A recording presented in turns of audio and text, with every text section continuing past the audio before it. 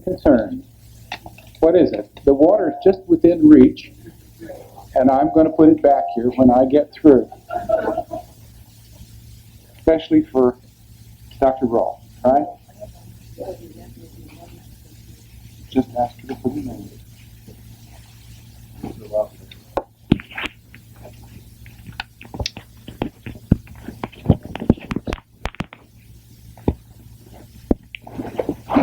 Okay. I want first this evening to begin by bringing you the very best wishes of Dr. Valerie Hunt, who is your coordinator. And as a coordinator, she's not doing very well. As a matter of fact, she's in Russia. However, she will return next week and will be with you for the rest of the course. I'm just pinch hitting for her, and my name is Dr. Robert Haas, and I'm head of Arts Extension for the university. I want to say that I think this is a rather historic moment, a university doing a class in structural integration. I'm very pleased that the University of California has taken this step to do this thing, and that we have marshaled for you, and those of you that have looked at the detailed program know, a rather special group of speakers, very informed speakers and people who are particularly sympathetic towards the work that Dr. Rolf has made so famous. I would like to know, by way of a housekeeping detail, if there are any members of the audience present who plan to take the course for credit. Ah, that's lovely, and I think that if you will remember, if you'll meet with me at the very end of the program today down here, we'll come to terms about what you need to do to prove your academic integrity. Is that okay? So we'll meet informally, and we'll begin with informal academic integrity. And from there, we'll move to something else. I'd like to say something about the pattern of the evenings that we're going to have. They will be roughly this. The guest speaker will make a presentation for roughly the first hour. And then your coordinator, with the guest speaker, will lead a further discussion during the second hour of the topic and try to discover some points, relevant points, which relate the topic of the evening, and there are various topics, as you know, to the general assumptions held by Dr. Rolf and Rolfers generally.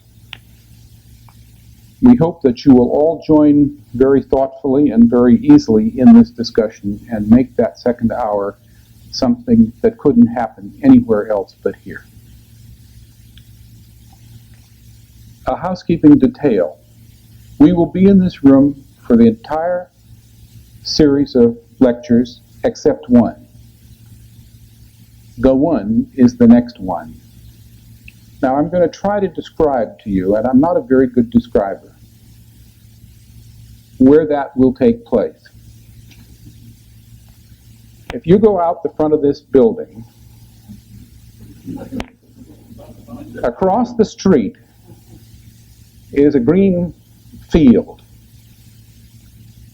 Facing it on the right is a building that used to be the old art building, which is now the architecture building. It's the first building across the street on the right, in the middle of the bean field, right? It's right in the middle of the green field.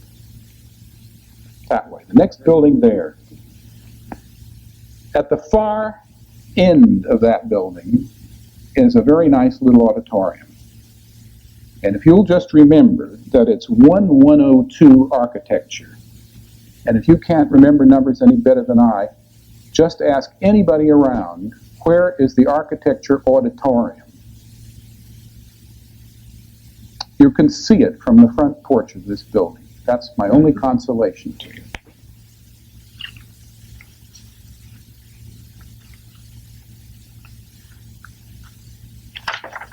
I think I'd like to ask whether there are any questions at this point. It's very important for you to understand that this is a class, not a lecture series, and that by enrolling for the entire period, we make it possible to really pay substantial fees to our speakers, who are important people, and we want to reward them.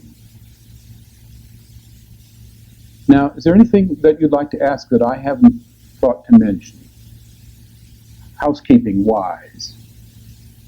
All right. Then I just must say that it's my very great privilege to introduce to you Dr. Ida Rolf, who is with us tonight and who's going to be with us again during the course, who is really the cause of our all being here. That goes without saying, Ida, doesn't it? She's one of the pioneering minds, as far as I'm concerned, of this century, and I'm glad to be born in this century because she's in it. Very, very glad. Her work with structural integration has blossomed over the last 25 years and is apparently in for a second blossoming. And I think that's very exciting. She's going right on wearing a new carnation in her hair for all 25 years, and pretty soon it's going to be orchids, Ida. That's all I can tell you. So there's a new burgeoning company. Now, Dr. Rolf will launch us with a few remarks of her own, and then she will introduce our guest speaker for the evening, Dr. Beck. Then I'll be back with you at the discussion period. Ida, please.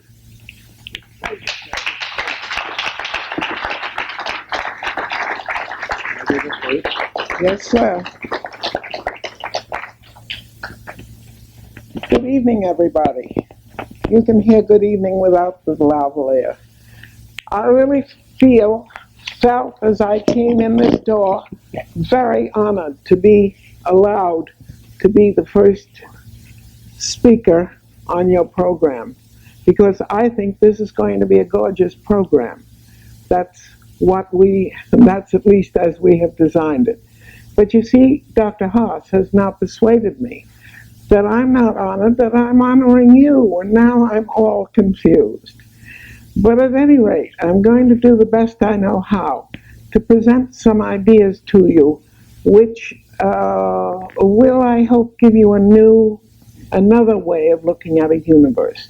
And when I am through, Dr. Robert Beck, who is an absolute master in bioelectronics, is going to carry on with this subject of how man has looked at himself and how man is looking at himself in terms of the changing times. That will be the discussion of this particular evening. Now, there are those among our thinkers who say that the universal neurosis of this late 20th century is the frustration, the sense of lack of meaning in their lives, in our lives, of our generation. But for me, I'd say that if that's what's wrong with them, they're going to have it wrong for quite a little while. I'd say that meaning is a far way along the road. Before we can understand meaning, we must come to it through an understanding of order and its place in our lives, in the cosmos, in life in general, in all biological organization. And this course here has been designed to increase the sense of order, the sense of meaning, the feeling of understanding in the lives of those of us who are living in this 8th decade of the 20th century. We all suffer from confusion at times, most of the time, seems to me, many times overwhelming, as the mass of information that in our media pours over us, drowning us. And this can be likened to our daily experience. We seem to tolerate it in our daily experience. We organize our daily experience so that we can live by ordering it, by getting out of our personal confusion, by adding to the order in our individual daily projections, our desk, our library, our wardrobe, our emotions, our ideas. This course is designed to assist us in adding to the order in our lives. In the language of the physicist, we're lessening the entropy, the tendency to confusion, the tendency to disorder, the tendency to breakdown. In the language of the philosopher, in enhancing the spiritual, or if you prefer it, the mental manifestation of individual man, we can reach collective or group man. To me, the key word at this moment, and I speak of, what do I speak of? The end of September 1974. The key word at this moment in time is order. The key need is the creation of order.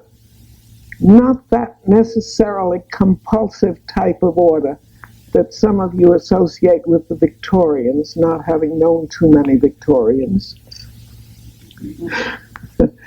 At this point of time, there are those among us who claim that natural order in the mind, in the spirit, order in general, even order in your bank account, is a projection, or at least an accompaniment of order within the physical personality, the body of the individual. As you realize, this is a heretical idea. And I seem to have found my place as a chief of heretics who talks about the value of a structural body integration, who expects through integration of that structure to create an integrity of function, not merely of bodily function, but of purpose in the individual.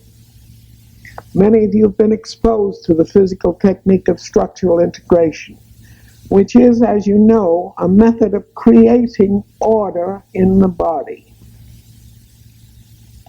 But at this point, and in this class, we propose to look not only at the world of physical flesh, which your Rolfing represented, but also at the world of ideas in which we, that is man, have been living, from which we have recognized the need for escape. We will look particularly at the establishment versus the world of fringe ideas, a burgeoning expansion of ideas. We've called these talks Structural Integration and the Open Universe. Perhaps we should have called it Structural Integration and the Opening Universe. Perhaps now we need to define some of our terms. First of all, the term open universe and its inevitable running mate, closed universe. A scientist not too long ago by the name of Beck has said, the important thing in science is not so much to obtain new facts as to obtain new ways of thinking about them.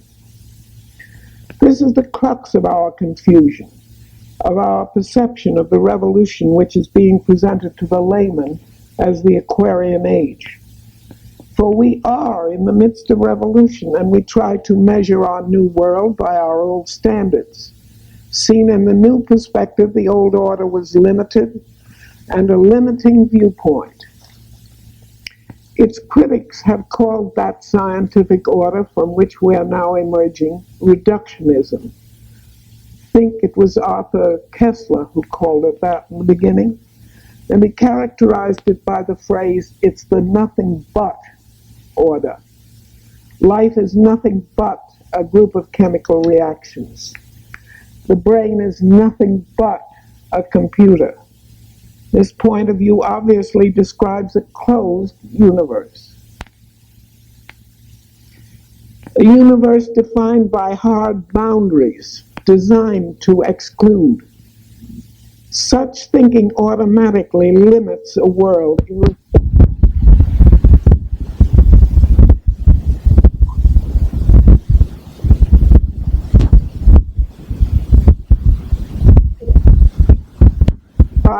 accept such a cosmology, you are accepting a closed universe. You are defining a man as a nothing but a closed system. One of the characteristics of this kind of universe was its linearity. The world of Aristotle, who was the grandfather of this universe, Newton was its father, you realize, was a world of logic. And characteristically, the world of logic is a world of linearity. It is a linear, a straight world of straight lines, a linear world. It is understandable that in an attempt to study and define his world, Western man should throw over it a grid of straight lines. Because in projecting his measure at that time, he could only project lines. Linearity, you realize, probably arose originally as a projection of man himself, because man speaks linearly, one word after another. He tends at least to think linearly, one idea after another. Taught by Aristotle, he reasons linearly, and he calls it logic. He measures linearly. At this point, life is a linear chain of fragments, not a continuum. Basically, this was the frame on which the physico-mechanical revolution of the 17th century was constructed, was thrown, and for that time it was fine. When I was a scientist 50 years ago or so, this type of science, my credo was that given time, this type of science of logical linear thinking would describe and comprehend life and all that is within our universe.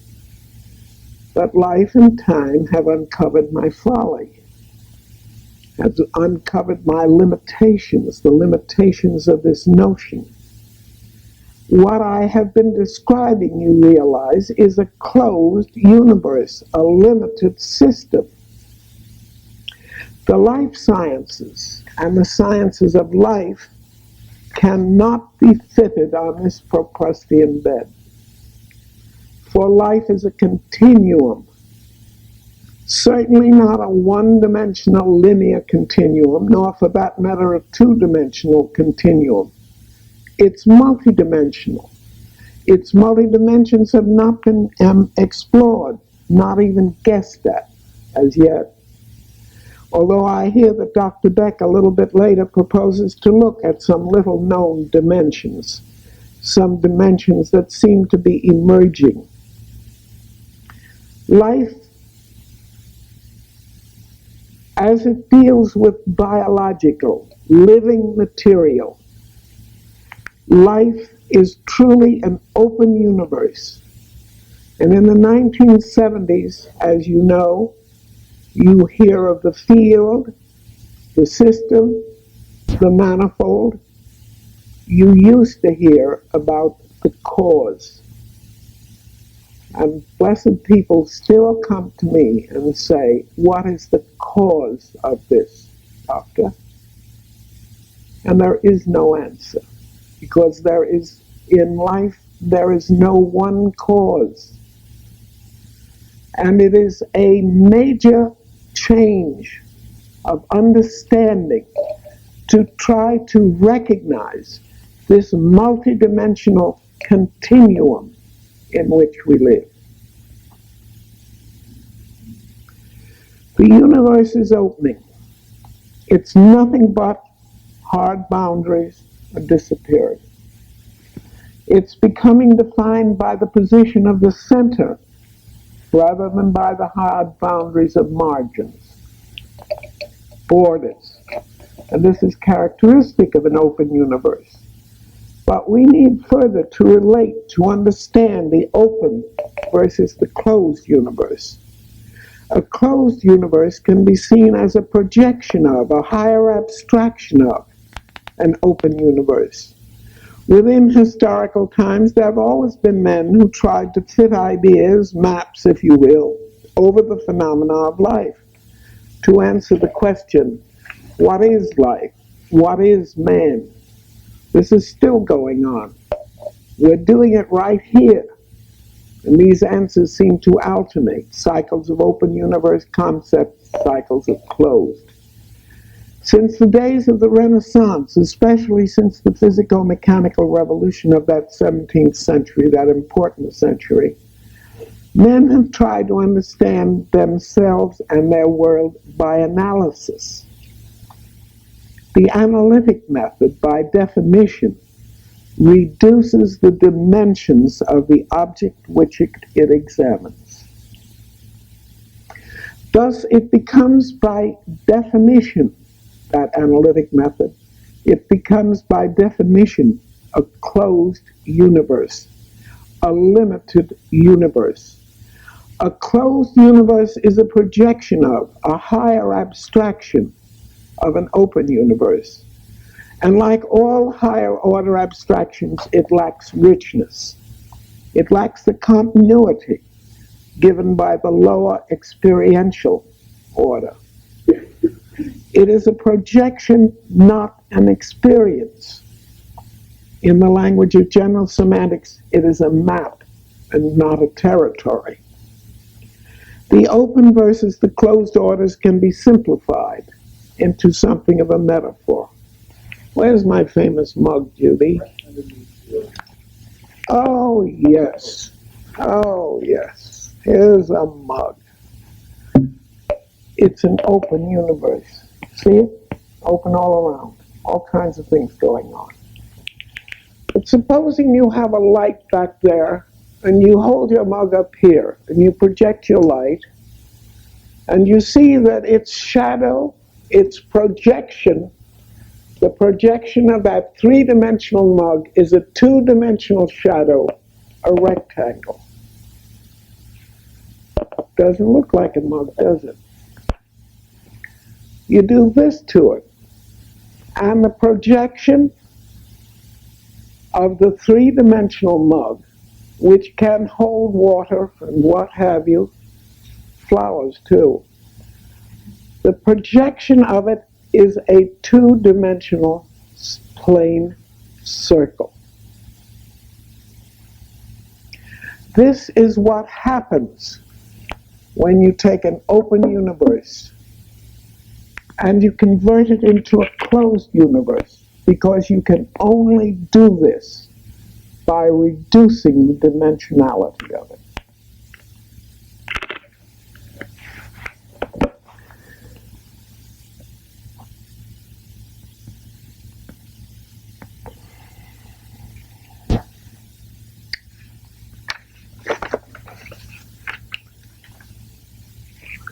Open and closed universes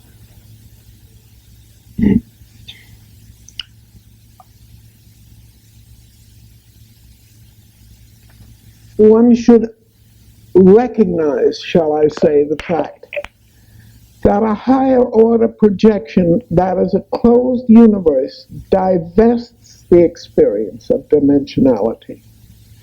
Therefore, to us, it divests it of reality, because we are operating in a three-dimensional world.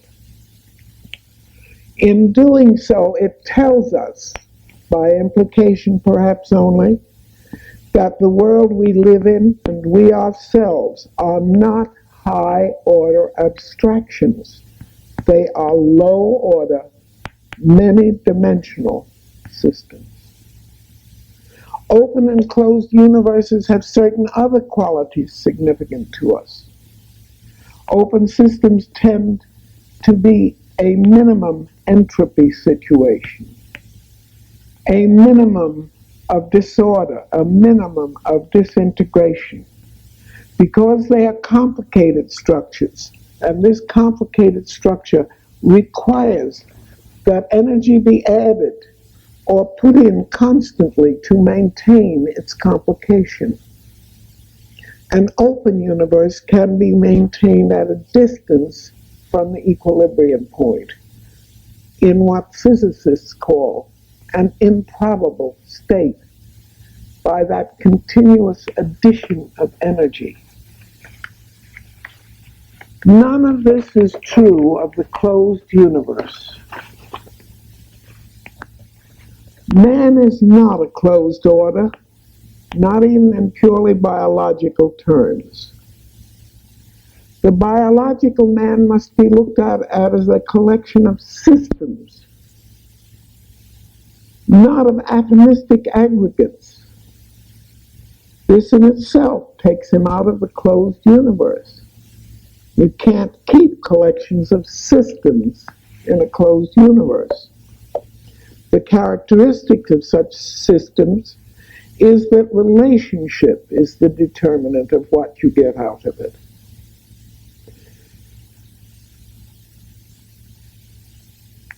Described in these words, life is not a substance, it is a process. And the determinant is relationship. And I hope that your speaker, Mrs. Longstreet, when she goes into this at a later point, will give you the sense of wonder that I always get as I look at the shifting of dimensionality in approaches to life. Because this understanding of dimensionality came through the work of Korzybski, was initiated through the work of Korzybski, shall I say. And I hope she's going to go into that in sufficient detail for you to have that wonder. But this process world, this relationship world, is the world, the stuff with which we deal in structural integration. In our case, it is the relationship of body systems.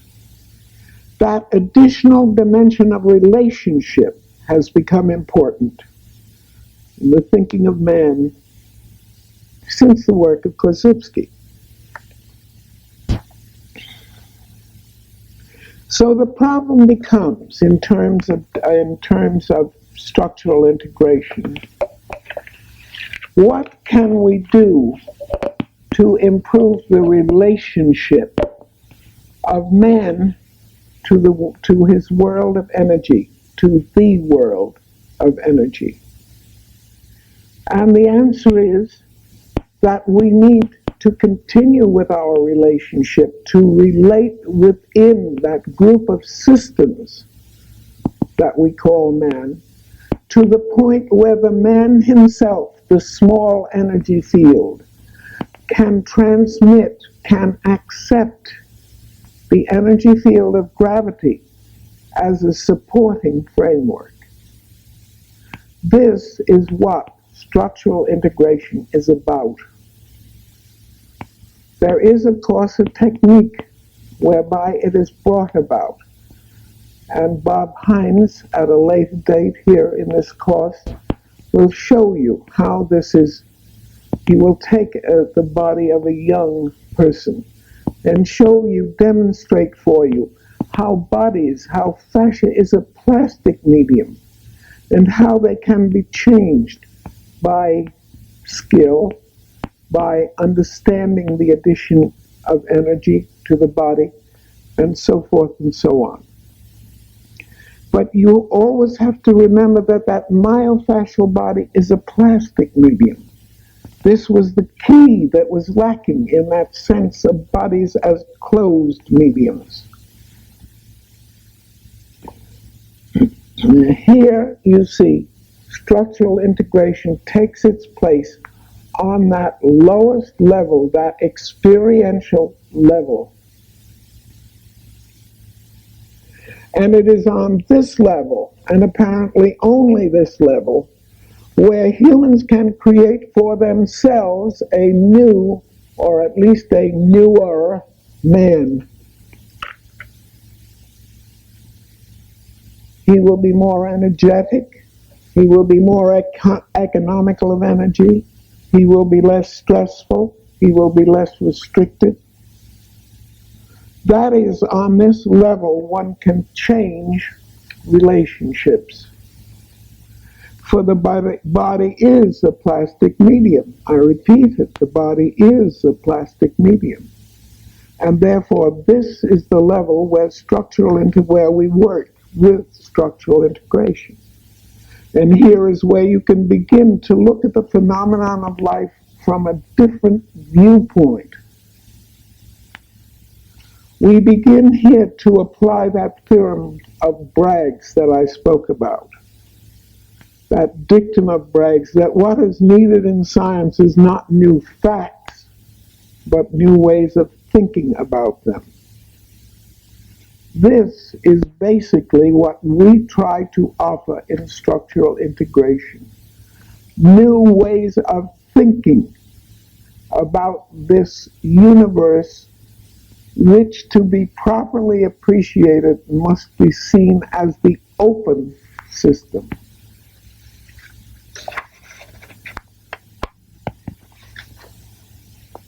Now I'm very nearly ready to hand this podium over to Bob Beck. He is, as I said before, a master in his field of bioelectronics. And he has many ideas which have not yet penetrated into the world that is 25 years behind the times. Most of us got our education in that kind of a world. And I think you will understand more about man and man's understanding of man if he gives you this, partly as a historic overview, partly as including some of the far-out notions of man current today. It's quite true, it's only small numbers of people that see this far-out view, but they are significant numbers. And it behooves us, as we look over our world, to understand what is going on. Man has not always, down through the centuries, tried to explore himself as a closed system. Far from it. In fact, it has only been recently in time, 100 years or so, that he has labeled his closed system view of himself as progress. And those of you, I'm afraid most of you are too young, but I remember with